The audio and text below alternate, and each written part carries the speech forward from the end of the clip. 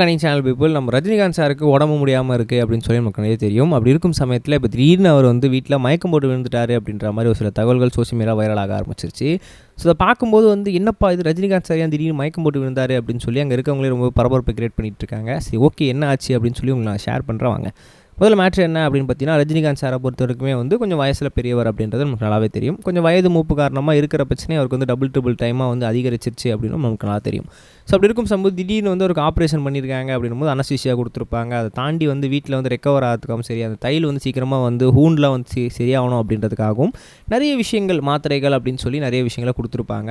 அப்படி இருக்கும்போது அவரோட வயதுக்கும் அந்த மாத்திரைக்கும் வந்து கொஞ்சம் வந்து ஒத்து போகாமல் வந்து இருக்குது, முரண்பட்டு இருக்குது. அப்படின்றதுனால அவருக்கு திடீர்னு அந்த மாத்திரையோட டோசேஜ் காரணமாக வந்து அவருக்கு மயக்கம் அப்படின்றது வர ஆரம்பிச்சிட்ருக்கு. கொஞ்ச நேரம் கழித்து அவர் வந்து கொஞ்சமாக வந்து அவருக்கு அந்த கேர்னஸ் இருந்திருக்கு. அதுக்கப்புறம் வந்து டக்குன்னு வந்து மயக்கம் போட்டு விழுந்திருக்காரு. இதை பார்த்தோன்னே வந்து நம்ம லதா மேடம்லாம் வந்து ரொம்பவே பதறி போயிருக்காங்க. சௌந்தர்யாலாம் ரொம்பவே அதிர்ச்சி ஆகிட்ருக்காங்க. சரி, ஓகே, ஆப்ரேஷனில் தான் சம்திங் ஏதோ திலும்பு நடந்துருச்சா, சம்திங் ஏதாவது அவருக்கு வந்து ஒத்துக்காமல் போயிடுச்சா அப்படின்னு சொல்லி ரொம்பவே பயந்துருக்காங்க. அதுக்கப்புறம் வந்து மருத்துவர்களாக மறுபடியும் கூப்பிட்டுருக்காங்க. வீட்டில் கூப்பிட்டு பார்த்து அவங்க எல்லாம் செக் பண்ணும்போது ஓகே, இட்ஸ் நத்திங் ப்ராப்ளம், இது வந்து ஒரு மாத்திரையால் வந்து ஒரு சின்ன இதுவாக தான் வந்திருக்கு. இன்னும் கொஞ்சம் டோசேஜ் அவருக்கு குறைச்சிருக்கலாம். நம்ம ஆல்ரெடி வந்து கொடுக்குற டோசேஜை விட கொஞ்சம் கம்மியாக தான் கொடுத்துருக்கோம். இந்த டோசேஜும் அவரோட உடம்பு அக்செப்ட் பண்ணல அப்படின்னும் போது இன்னும் கொஞ்சம் கம்மி டோசேஜ் கொடுத்துருக்கலாம். இந்த டோசேஜ் செட் ஆகிற வரைக்கும் அவரை வெளியே வேறு எங்கேயும் அனுப்பாதீங்க. கொஞ்சம் நடக்கிறது, கொஞ்சம் உடம்புக்கான ஃபிசிக்கல் ஆக்டிவிட்டிலாம் எதுவும் பண்ண விடாதீங்க.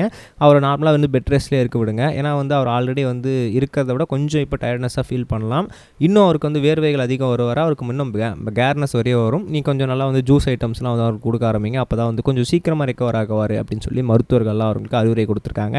ஸோ கேட்டவுடனே வந்து இப்போ தான் எப்பாடா அப்படின்ற மாதிரி ஆகிருக்கலாம். ஏன்னா வந்து ஒருத்தர் ஆப்ரேஷன் பண்ணி வீட்டுக்கு திரும்பின உடனே வந்து வீட்டில் மயக்கம் போட்டு விழுந்துட்டாங்க அப்படின்னா அது எந்த அளவுக்கு பரபரப்பாக இருக்கும் ஃபேமிலி மெம்பர்ஸ் அப்படின்றது நமக்கு நல்லாவே தெரியும். ஸோ அப்படி இருக்கும்போது அதே சேம் டைம் தான் வந்து ரஜினிகாந்த் சாரோட வீட்லேயும் வந்து இப்போ வந்து கொஞ்சம் பயந்துருக்காங்க. ஸோ ஆஸ் யூஷுவல் எப்பயும் போல ஓகே ஆகிடும்னு சொன்னதுக்கப்புறம் தான் அவங்களுக்கு கொஞ்சம் திருப்தியாக இருக்குது. ரெண்டாவது ஒரு முக்கியமான விஷயம் என்ன அப்படின்னு பார்த்தீங்கன்னா, நம்மளோட செஃப் வெங்கடேஷ் பட் அவர்கள் நம்மளோட அஜித்குமார் ஷாலினி மேடம் பற்றி ஒரு சில முக்கியமான விஷயம் சொல்லியிருக்காரு. அவர் என்ன சொல்லியிருந்தாரு அப்படின்னு பார்த்தீங்கன்னா, ஒரு இடத்துல செஃப்பாக வேலை செஞ்சுட்டு இருந்தேன். திடீர்னு வந்து அந்த ஹோட்டலுக்கு ரொம்ப காலத்துக்கு முன்னாடி வந்து என்ன நடந்துச்சு அப்படின்னு பார்த்தீங்கன்னா, அஜித்குமார் சாரும் ஷாலினி மேடம் வந்திருந்தாங்க. நான் திடீர்னு போயிட்டு வந்து அஜித்குமார் சார் கிட்ட எப்பயுமே கேஷுவலாக பேசுகிற மாதிரி என்ன பண்ணேன் அப்படின்னு பார்த்தீங்கன்னா, உங்கள் 2 பேரில் வந்து லவ் மேரேஜ் அப்படின்றது தெரியும், யார் முதல்ல வந்து லவ்வை ஓப்பன் அப் பண்ணது அப்படின்னு சொல்லி நான் கேட்டிருந்தேன். அப்படி கேட்கும்போது டக்குன்னு என்ன பண்ணியிருந்தாரு அப்படின்னு பார்த்தீங்கன்னா, கொஞ்சம் நல்லா வந்து அவர் வந்து ரொம்ப பீக் டைமில் இருந்துட்டு இருந்தாருங்க. அவர் நினச்சிருந்தா வந்து அதெல்லாம் சொல்ல முடியப்ப அப்படின்னு சொல்லி அனுப்பிச்சிருக்கலாம். ஆனால் என்ன பண்ணார் அப்படின்னு பார்த்தீங்கன்னா, ரொம்ப பொறுமையாக ஃப்ரெண்டுகிட்ட பேசுகிற மாதிரி, நான் அவங்க எங்கெங்கே வந்து சொல்ல போகிறாங்க, நம்ம தாங்க பின்னாடி போய் சுற்றி லவ்யூன்னு சொல்லிட்டு இருந்தோம், அதுக்கப்புறம் வந்து ஒத்துக்கிட்டாங்க அப்படின்னு சொல்லி ரொம்ப கேஷுவலாக பேசியிருந்தார். கிட்டத்தட்ட வந்து ஒரு தலைகணம் இல்லாத ஒரு மனுஷனாக அவனை பார்த்துருந்தேன், ரொம்ப சந்தோஷப்பட்டேன் அப்படின்னு சொல்லியிருந்தாங்க. நம்ம நெக்ஸ்ட் சொல்லுங்கள் கைஸ், பை. இது வரைக்கும் கனெக்டிங் டிவிக்கு சப்ஸ்கிரைப் பண்ணனா மறக்காமல் சப்ஸ்கிரைப் பண்ணிக்கங்க. உடனடி அப்டேட்ஸ் பெறுவதற்கு நோட்டிஃபிகேஷன் பெல்லையும் கிளிக் பண்ணிக்கங்க.